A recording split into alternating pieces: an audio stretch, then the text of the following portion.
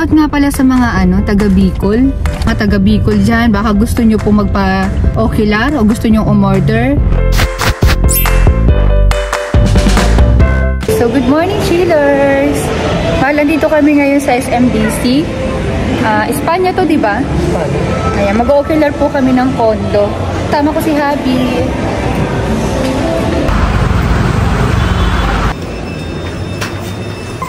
Oo naman.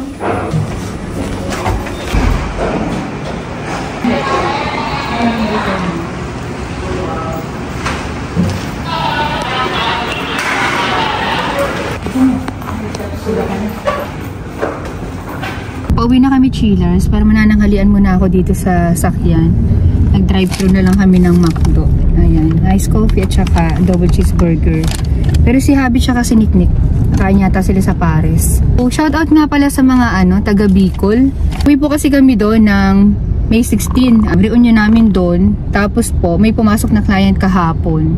Bale, dediretso po kami ng Iriga. Nampanandait yun eh. Mga taga Bicol dyan, baka gusto nyo po magpa-ocular o gusto nyo umorder, kakayanin namin bago mag May 16. Yung deliver naman po namin doon sa ocular namin sa siguro po mga May 20. Hindi naman po yun, rush yun. So, PM na lang kayo para makasabay po kayo kasi naghahanap po talaga ng kasabayan si client. Taga-Iriga. Kahit hindi naman po sa sa Bicol, if ever dadaanan po ng papuntang Bicol, Quezon, PMS the key. Yun na nga, at ako na nga lang nandito sa sasakyan. Hindi talaga natinigilan nung dalawa. Sabi ko, wag na nalang ipilit na kumain sa Paris kasi mag-aalas 12 na ng tanghali. Mahirap maghanap ng parking. Pero nilaban pa rin nila. I-share ko nga pala dito yung diniliver po namin nung nakaraan. Malapit sa lugar namin. Sa may Fairview lang yun. Kain po tayo. Alusin ko yung tinapay na isa. Hindi ko rin ito pinalalagyan ng ketchup. Alam nyo ng chillers, medyo pabulok na tayo. Ingat-ingat na sa pagkain, lalo na sa carbs. Hindi lang po kasi pumayag yung client ko na mag-vlog. Yung pong kwarto ng bata, nilagyan po namin ng padded yung mga wall. Kasi nga po, iniiwasan nila mauntog yung anak ni ma'am. Yung bed frame din niya, pinalitan na namin. Na kung tutuusin, maganda yung bed frame ng bata, kaya lang kahoy. Dapat i-reupholstery namin yun. Kaya lang, mas pinili na lang ni ma'am na magpagawa nila ng bago dahil konti lang naman yung difference. Yan ang kagandahan kapag naka-upholstery po ang bed frame. Maging may baby kayo, may kids. Pero yung ginawa namin kila ma'am, mas kinapalan po namin. Talagang pader na pader po siya. Kaya yan, nilagyan namin ng ganyan.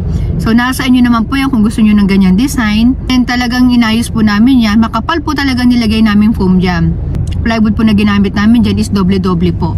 Kumbaga, inattach namin yung plywood, the 3/4, tapos pinatong pa namin yung plywood na may foam or naka-upholstery. Tapos yung leather na ginamit namin talaga yung matibay na kung tutuusin pwede naman yung German soft leather lang. Dahil nga bata, alam nyo na, baka kut-kut-kut-kutin, mas pinili na lang nila ma'am na yung talagang pinakamagandang quality na yun nga, alam may kamahalan po. Tinornilyo po namin yan, hindi lang namin yan basta ipididikit lang. So ito na nga po yung naging outcome. O, diba? Ang ganda. Yan. Nagmukha siyang luxury hotel. As in yung talagang mamahaling hotel, chillers, talo pa niyan. Kasi po yung ginamit namin yung materialis po talaga ay makapal. Kasi sa mga, mga hotel na pupuntahan ko, pag ginakapa ako, manipis lang eh. May masabi lang na talagang nabalutan lang. Pati yung foam na ginamit, alam kong hindi naman ganun kakapal at hindi ganun ka-quality. Pero hindi naman po ibig sabihin na ganun dahil sa wall lang naman yan. Hindi matibay. Tatagal din naman po yun, yung mga nakikita ko na yun. Pero mas tatagal po yung ginawa namin. Yan. Kaya if ever po na wala naman bata sa kwarto nyo, kung gusto nyo lang talaga ng ganyan design, mag-recommend po ako sa inyo na wag natin sobrang kapalan yung foam. Medyo manipis lang. At saka yung leather po na gagamitin natin, huwag nang ganun katulad ng kila ma'am. Para lang hindi po kayo masyado mapamahal. Dahil medyo mahal din po yung nagastos dyan nila madam. Nag-less na lang ako na nag-less dahil nga po marami naman po silang in-order sa amin.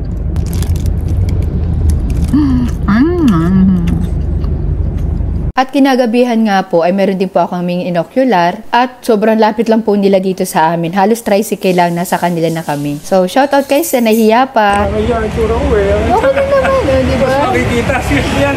Hanggang sa huli palagi Kanta-kanta lang yan. Ang daming labahan yan. And good morning, chillers! Automatic naman yung washing machine namin. Salang lang ako nasalang. Tapos, si mama naman yung magsasampay. Surprise! Hanggang sa huli! Palagi! Kaya sa totoo lang, ang lakas talaga namin sa sabon. Kung may mag-i-sponsor nga sa akin, gusto ko talaga sabon eh.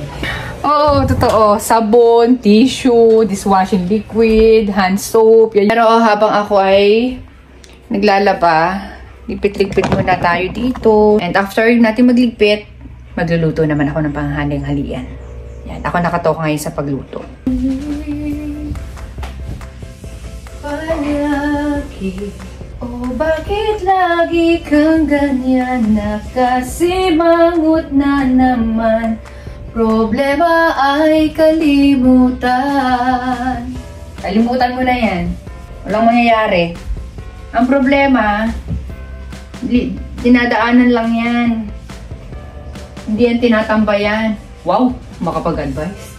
Shoutout nga pala. Shoutout. Tabi. Shoutout nga pala sa mga clients ko. Ito po yung sinasabi ko, oh. Bili kayo sa Shopee ng ganito. Hindi ko lang alam kung ano itatype nyo. Bahala na kayo mag-research. Maraming klase yung ganito. Ginagamit po ito sa pag-fix ng bedsheet.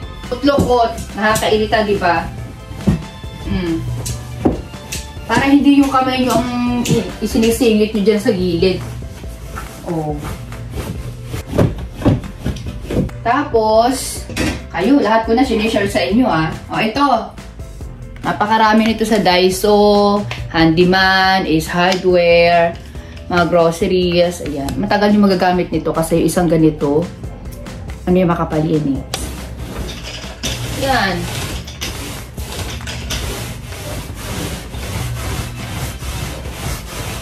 Ganito talaga ginagawa ko bago ako matulog at pagkatapos kong gumising. Lalo na bago matulog, basta inaano ko talaga. Kasi nga, pag nag-lotion ka, ay nako, nasa yung lahat dye. Lalo na ako, napakarami kong jokes, diba?